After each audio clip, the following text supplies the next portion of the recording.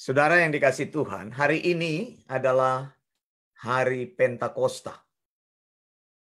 Jadi saya mau jelaskan, hari Pentakosta bukan hari Pantekosta. Jangan salah ya. Ada perbedaan. Jadi jangan saudara pikir hari Pentakosta itu adalah hari gereja Pantekosta. Bukan. Hari Pentakosta adalah hari ke-50. Maksudnya apa? Hari ke-50. Hari ke-50 itu adalah hari dihitungnya Omer. Omer itu adalah ketika orang Yahudi melakukan Paskah. Jadi ada 3 hari yang penting. Saya mau beritahu kepada saudara. 1, hari yang namanya Pesak. Begitu ya. Hari Pesak. Pesak itu adalah Paskah. Gitu ya. Hari Paskah. Atau seringkali disebut dengan orang Kristen sebagai Easter. Itu jatuh pada tanggal 14 Nisan. Kemudian hari yang kedua adalah apa? Yang disebut dengan hari Safot atau 6 Sivan. Hari ini adalah hari Safot. Jadi 6 Sivan ini adalah hari tuaian awal orang Yahudi pada hari ini, yaitu tepat hari ke-50. Mereka pada waktu mereka ada di tanah perjanjian, mereka membawa kepada imam, itu adalah contoh daripada tuaian.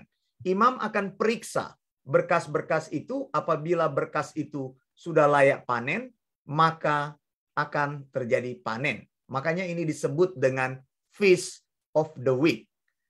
Nah, Roh Kudus itu turun pada hari ke-50. Di dalam tradisi Kristen, Yesus bangkit pada hari Minggu. Kemudian Yesus hidup 40 hari. Ya kan? Nah, ditambah 10 hari kemudian. Jadi Yesus naik hari ke-40 ke surga. 10 hari kemudian Roh Kudus turun. Kita berdoa dulu. Bapa, di dalam nama Yesus, hari ini kami ingin belajar firman-Mu. Biarlah firman-Mu menjelaskan kepada kami sejelas-jelasnya, sehingga pengertian kami terbuka mengenal kebenaran-Mu. Dalam nama Yesus kami berdoa. Amin. Nah, saudara, kita lihat di sini, di dalam Kisah Para Rasul 1 ayat yang ke-8. Saya akan share ayat ini untuk kita semua, dan juga bagi mereka yang mengikuti melalui Facebook Live. Kisah Para Rasul 1 ayat yang ke-8. Tetapi kamu akan menerima kuasa kalau Roh Kudus turun ke atas kamu, dan kamu akan menjadi saksiku di Yerusalem dan di seluruh Yudea dan Samaria dan sampai ke ujung bumi. Sekarang saya tanya, di mana itu ujung bumi? Apakah bumi ini ada ujungnya? Bumi ini bulat. Mana ada ujungnya? Begitu kan?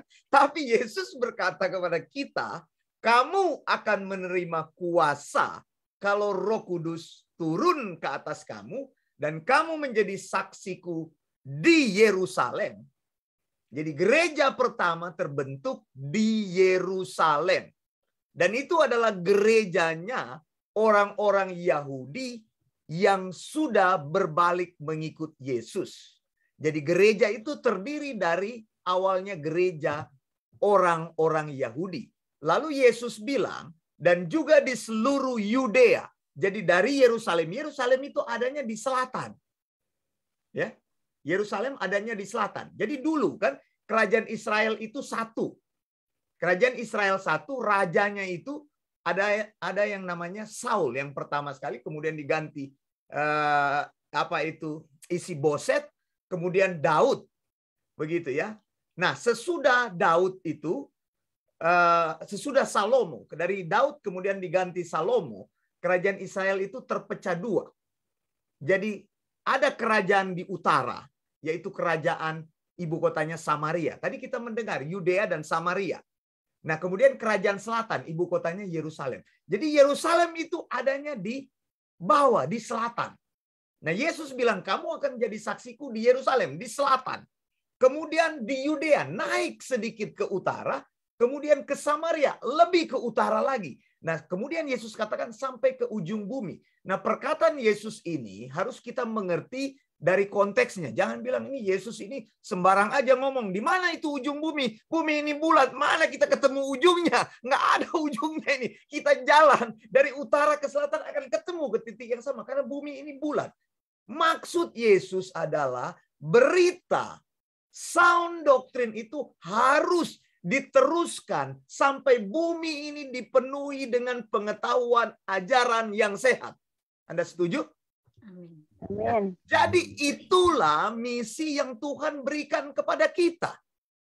Nah, misi ini tidak bisa kita lakukan dengan kita sendiri, dengan kekuatan kita sendiri. Tapi dikatakan oleh Alkitab di sini melalui kata-kata dan janji daripada Tuhan Yesus bahwa Roh Kudus, di dalam Alkitab Roh Kudus disebut dengan alos, parakletos. Ya, kata alos itu dalam bahasa Yunani itu memaksudkan hal yang sama tetapi bentuknya berbeda. Jadi Yesus bilang kepada murid-murid bahwa ketika aku pergi ke surga, kamu tidak akan pernah bertemu dengan aku lagi, tetapi aku akan mengirim yang namanya alos parakletos, yaitu diri Allah sendiri, tapi bentuknya berbeda. Nah, Alkitab katakan Roh Kudus itu berdiam di dalam setiap orang yang percaya kepada Yesus. Katakan amin. Jadi Roh Kudus itu bukan kuasa, sehingga kita minta-minta kuasa dari Tuhan. Sehingga ketika kita pikir kalau Roh Kudus datang itu saya menjadi manusia yang berkuasa. Saya bisa mendatangkan emas dari mana-mana. Kan ada kebaktian begitu. Tiba-tiba katanya emasnya turun dalam bentuk patah-patah begitu. Saya nggak tahu itu. Lalu ada juga orang yang tiba-tiba bahasa rohnya itu karena dia dipenuhi katanya dipenuhi dengan Roh Kudus. Lalu dia berbahasa roh. Bahasa rohnya aneh itu. Saya pernah lihat kayak macan mengaum-ngaum. Ini bukan Roh Kudus, saudara. Ya, jangan tafsirkan kuasa itu sebagai pribadi Allah. Yesus jelas bicara bahwa di dunia ini yang menyertai kamu itu adalah pribadi yang sama, tapi bentuknya berbeda, yaitu Roh Kudus. Kamu tidak bisa melihat dia. Dunia tidak bisa melihat dia. Tetapi kamu meyakini dia ada di dalam kamu. Amin. Jadi jangan tunggu-tunggu Roh Kudus selama 10 hari. Nanti tahun depan lagi tunggu lagi Roh Kudus 10 hari. Sudah berapa tahun engkau menunggu Roh Kudus? Kalau 5 kali 10 sudah 50 kali. 50 tahun, 50 hari engkau panggil-panggil Roh Kudus. Roh Kudusnya tidak datang-datang. Ada seorang anak muda datang kepada saya, dia sedih sekali. Kenapa engkau sedih? Saya bilang, Pak Wanda, saya sudah minta-minta, kenapa saya tidak bisa berbahasa roh? Saya bilang, kenapa engkau minta-minta bahasa roh? Engkau harus menyadari bahwa Roh Kudus itu ada di dalam diri kamu. Kalau kamu percaya karena menerima pengajaran yang salah. Makanya saya bilang, hari Pentakosta itu bukan hari Pantekosta. Jadi karena orang selalu berpikir hari Pantekosta, maka tiap kali hari Roh Kudus itu orang itu dipaksa untuk berbahasa lidah atau berbahasa roh, begitu ya. Saya sudah pernah menjelaskan hal ini dan hal ini saya sudah katakan tidak ada yang dinamakan dengan bahasa roh. Alkitab sudah membuktikan bahasa roh itu tidak ada. Karena roh itu tidak pernah berbahasa. Roh itu adalah pribadi Allah, gitu. Dan roh kita juga tidak punya bahasanya. Begitu. Yang ada adalah bahasa kalbu. Di dalam hatiku, ku dengar bahasa kalbu. Nah, itu baru ada. Tapi kalau bahasa roh tidak ada, saudara. Jadi jangan cari-cari bahasa roh itu, saudara. Iya ya.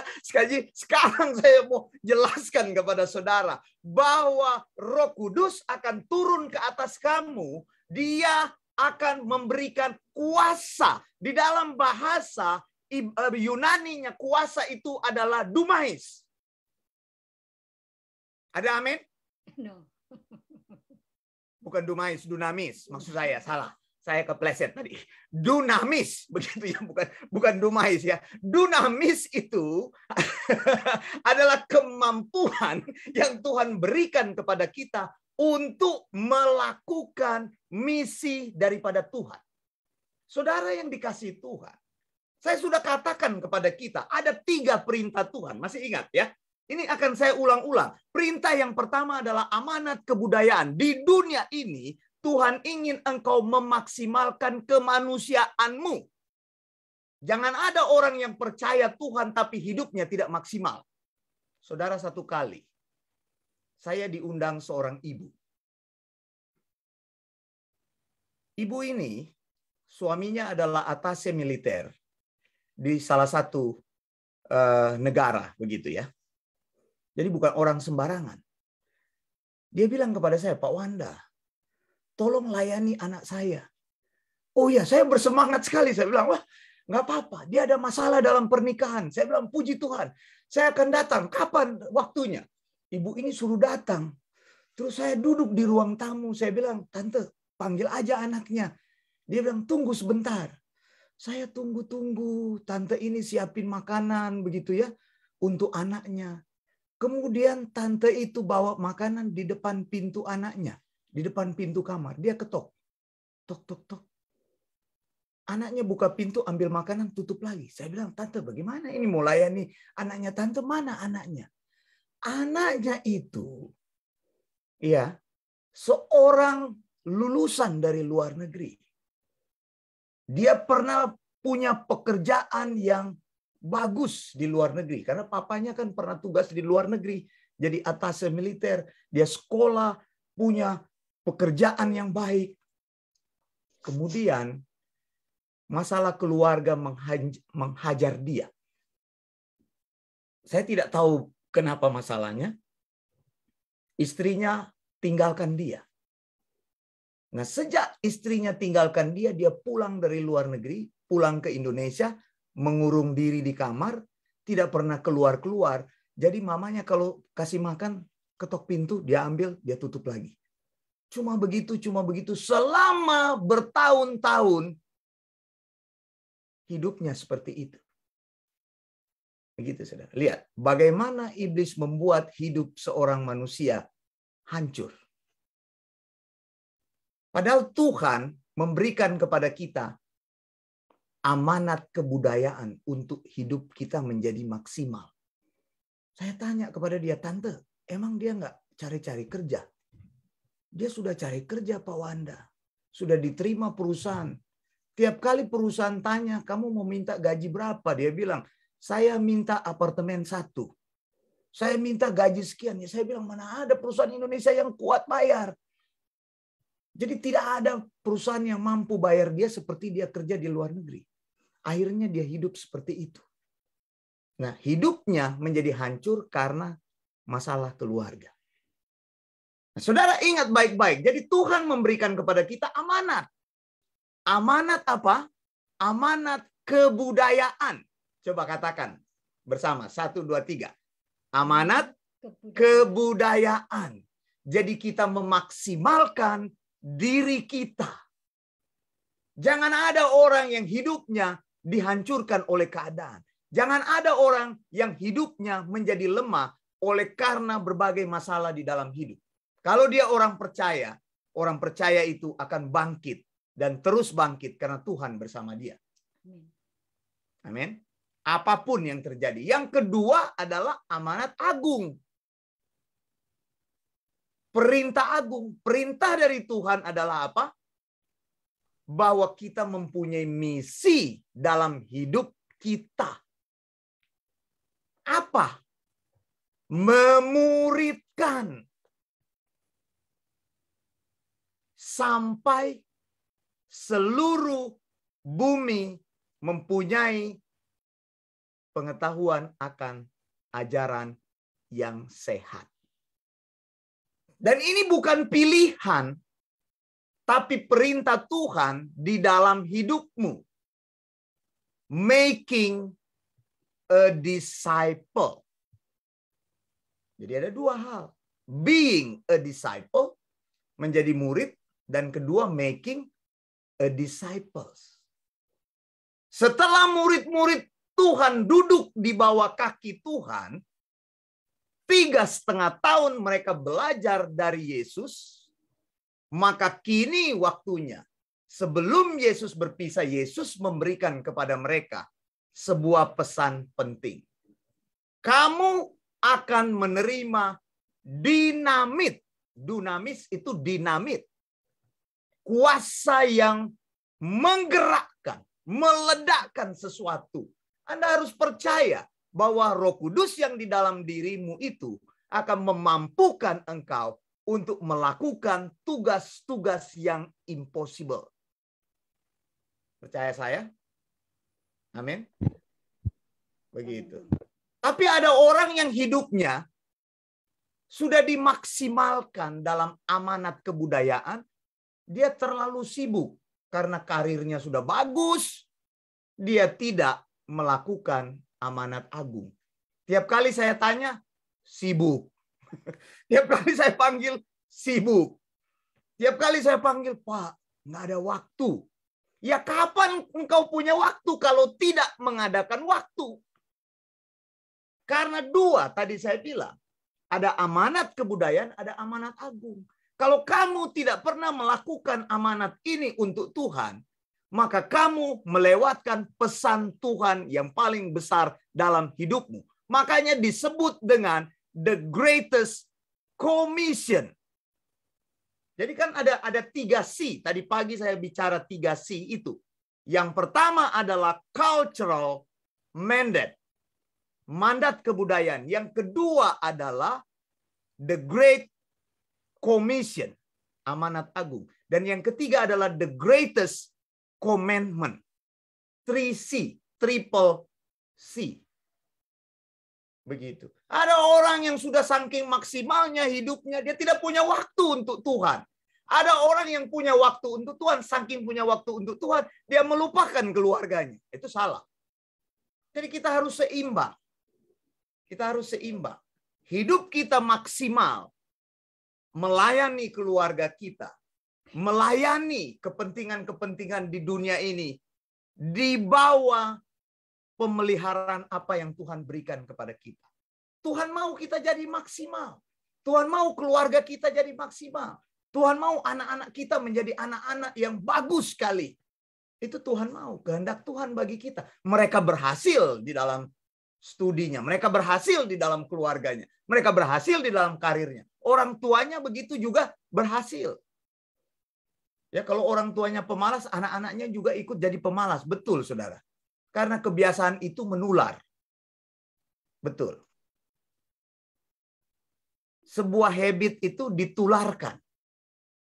Begitu. Kalau dia lihat orang tuanya, ya hari-hari nggak ada kerjaan, hari-hari cuma ngomel-ngomel, itu akan membentuk hidupnya tiap hari. Dia akan menjadi begitu. Saya lihat di Belanda itu, karena di Belanda orang main sepak bola, lihat anak-anak mudanya itu rajin berlatih sepak bola sejak kecil. Bukan hanya anaknya Pak Peter, anaknya juga dari saudaranya Pendeta Erna juga begitu saya lihat. Umurnya masih muda sekali sudah main di itu Pak Peter di klub-klub yang terkenal. Begitu, maksudnya dia sudah masukin. Saya sering lihat dia posting begitu. Rupanya memang kalau mau jadi tukang sepak bola, Anda datang ke Belanda, hidup di sana, karena akan terpengaruh dengan cara hidup di sana. Yang baik kita ambil, yang buruk tentu kita buang. Gitu. Maksud saya begitu ya. Jangan. Ya di Belanda juga ada tomat itu. Tobat, kumat, tobat, kumat, tobat, tobat, tobat, tobat, kumat. Itu ada lagunya. Ya jangan juga jadi seperti itu. Begitu maksud saya. Ya yang baik kita ambil, yang buruk kita buang. Begitu maksud saya. Begitu. Ya itu. Makanya Pak Peter, Anda saya mau itu main sepak bola, maksudnya anak saya bukan saya begitu. Pak Peter bilang mengantar. Saya mengerti karena di Belanda itu gudangnya orang sepak bola begitu. Jadi itu terpengaruh. Kita dipengaruhi dengan kebiasaan-kebiasaan kita. Makanya hidup yang maksimal akan ditularkan kepada anak-anak Anda. Kalau orang tuanya hidupnya tidak maksimal, anak-anaknya juga tidak maksimal. Begitu. Tapi kalau orang tuanya hidupnya maksimal, dia hidup di dalam kasih karunia Tuhan yang penuh, maka anak-anaknya akan mengikuti hal tersebut. Ini contoh amanat kebudayaan. Tapi jangan lupa kita mempunyai amanat agung. Begitu. Amanat agung itu daya jangkaunya itu begitu besar. Luas sekali. Itu sebabnya Tuhan katakan Roh Kudus akan tinggal di dalam diri kamu. Setiap orang percaya yang percaya kepada Yesus, Roh Kudus ada di dalam hidupnya. Jadi jangan minta-minta Roh Kudus. Roh Kudus hadir di sini, mengalir. Emangnya Roh Kudus itu air mengalir? Nanti baru dibilang mengalir, baru mengalir. Saudara, tidak begitu, saudara. Roh Kudus ada di dalam hidupmu. Engkau tidak perlu meminta urapan dari Tuhan. Engkau tidak perlu meminta Roh Kudus itu untuk datang. Dia ada kapanpun engkau ada. Ada amin? Amin. Amin. Jadi karena tubuh kita itu adalah bait Allah. Allah berdiam di dalam baitnya. Tidak perlu minta-minta. Tidak perlu berdoa 10 hari untuk minta-minta supaya dia datang. Begitu. Makanya kita mengkoreksi kebiasaan-kebiasaan yang salah. Ingat kan tadi kita sudah baca kan 10 pilar BIC, House of Sound Doctrine. Menyatakan ajaran sehat, membela ajaran sehat, dan apa? Dan apa? Dan apa tadi? Dan kita menyingkapkan ajaran yang sesat. Begitu kan? Jadi melalui belajar. Begitu saudara. Nah, saudara yang dikasihi Tuhan, jadi setiap orang yang percaya kepada Tuhan, mereka mempunyai kuasa itu. Bukan kuasa menjadikan dari hal yang tidak ada menjadi ada. Bukan, itu adalah kuasanya Tuhan. Gitu. Tetapi kita melakukan apa yang Tuhan inginkan. Tugas-tugas yang mustahil, yang tidak mungkin kita lakukan, itu akan kita lakukan bersama dengan Tuhan. Gitu. Dan tugas ini adalah tugas yang tidak pernah bisa kita pilih. Tetapi otomatis ketika engkau percaya kepada Yesus, engkau meyakini bahwa di bumi ini engkau akan menjadi saksinya Tuhan. Menjadi apa? Menjadi apa? Menjadi apa? Tuhan. Saksinya Tuhan. Menjadi saksinya Tuhan, saudara. Memuridkan orang lain. Mengajarkan dia supaya mengerti pengajaran sound doctrine. Begitu. Dari Yerusalem, lihat, murid-murid yang tidak mempunyai kekuatan apa-apa tadinya. Mereka adalah orang-orang yang lemah. Tapi mereka mampu melayani di Yerusalem. Kemudian mereka membentuk gereja di Yudea. Kemudian mereka membentuk gereja di Samaria.